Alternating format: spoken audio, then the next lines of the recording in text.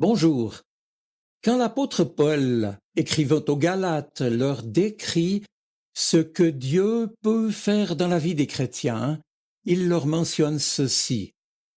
Le fruit de l'esprit, sous-entendu quand vous le laissez agir en vous, c'est l'amour, la joie, la paix, la patience, la bonté, la bienveillance, la fidélité, la douceur et la maîtrise de soi. Eh bien, mes amis, telle est la véritable dynamique de vie chrétienne que Dieu veut réaliser par son action à lui, en nous et au travers de nous. Paul ne décrit donc pas ce que le chrétien serait capable de produire par le moyen de sa volonté domptée pour plaire à Dieu, mais il montre comment Dieu, agissant en nous par son esprit, peut transformer notre être tout entier et modifier en profondeur notre identité pour devenir chaque jour davantage à l'image de Jésus. Car toutes ces qualités, expression si riche de l'intervention de sa présence en nous, mentionnées ici en Galates 5, verset 22, toutes sont présentes en Jésus-Christ. À nous dès lors de comprendre et d'accepter que ce que Paul nomme ainsi le fruit de l'esprit, c'est bien la vie de Jésus-Christ en nous, rendue possible grâce à la puissance du Saint-Esprit. Lorsque nous le laissons, lui le Christ, prendre toute la place en nous et agir en nous pour guider et inspirer notre vie quotidienne, alors nous réalisons que le fruit de l'esprit n'est pas quelque chose que nous atteignons par nous-mêmes, mais que c'est lui qui le rend possible pour peu que nous n'y fassions pas obstacle. Certes, nous y contribuons, mais je le répète uniquement dans la mesure où nous le laissons agir en nous. Et c'est exactement ce que Paul explique quand il déclare « Maintenant, ce n'est plus moi qui vis, mais c'est Christ qui vit en moi. » Et puis c'était également dans ce sens que Jean-Baptiste déclarait à propos de Jésus « Il faut qu'il croisse et que je diminue. Il faut que le Seigneur soit tout en nous. » En effet, ce que produit le Seigneur en nous et au travers de nous ne se fabrique pas, mais il pousse de la relation profonde qui peut grandir quand le Saint-Esprit nous relie à Jésus et que sa vie à lui peut chaque jour davantage s'exprimer dans la nôtre.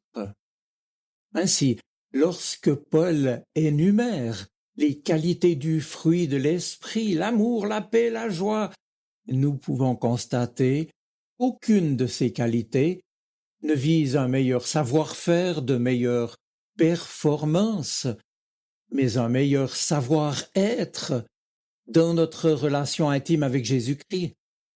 En somme, on pourrait dire que le fruit de l'esprit, c'est comme le caractère de Jésus-Christ formé en nous. C'est lui quand il vit en nous.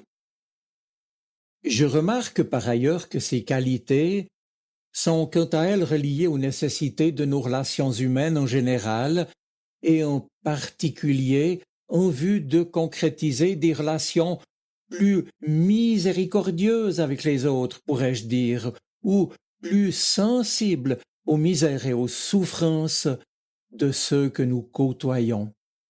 Et dans ce contexte, Paul ne propose pas aux chrétiens auxquels il s'adresse de se montrer plus résolus, disposés à bien agir, car le fruit de bonté envers les autres relève d'abord du projet de Dieu qui nous dit « tu aimeras » et qui nous en donne la possibilité. Autrement dit, c'est à l'Esprit de Dieu que revient en somme le fardeau de produire en nous ce fruit de l'esprit. Mais cela évidemment demande du temps. Les pommes ou les bananes ne poussent pas en un jour, et leur croissance exige des soins, de l'eau, du soleil et tant d'autres choses encore. Inutile donc de vouloir tirer sur les pousses des plantes pour les faire grandir. Ce serait stupide et dommageable.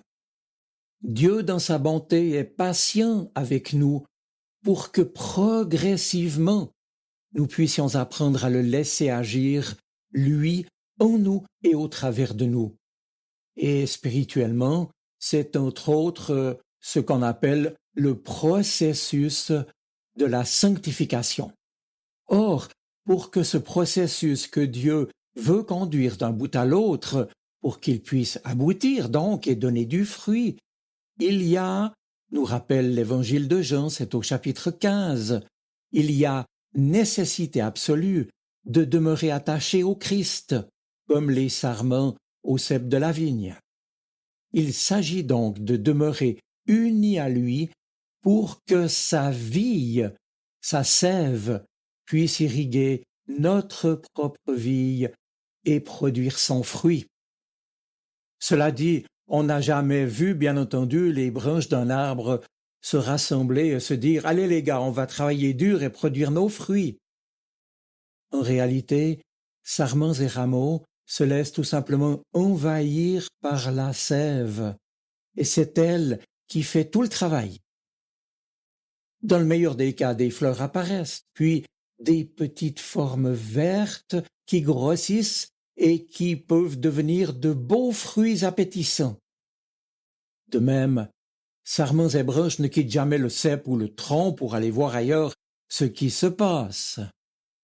Et c'est bien pour cela que Jésus, en Jean 15, a dit à ses disciples « Comme le sarment ne peut de lui-même porter du fruit s'il ne demeure attaché au cep, ainsi vous ne le pouvez non plus si vous ne demeurez en moi, car, précise-t-il, sans moi, vous ne pouvez rien faire, c'est-à-dire sans moi, impossible de porter du fruit. La seule façon d'être uni au Seigneur est de demeurer en communion avec lui, unis avec lui, quoi qu'il arrive, ce qui revient donc à laisser l'Esprit de Dieu agir en nous. Alors lui pourra manifester ces qualités chrétiennes que Paul appelle le fruit de l'Esprit. Et puis, poursuivant son enseignement donné aux Galates, Paul, dans la même lettre, leur écrit ensuite que tous ceux qui sont littéralement du Christ vivent par l'Esprit. Ceux qui appartiennent à Jésus-Christ sont appelés à vivre par son Esprit, de son Esprit. Et désormais pour eux, le mot d'ordre doit en conséquence consister littéralement à marcher par l'Esprit, autrement dit, découler de cette réalité intérieure dans leur vie de tous les jours.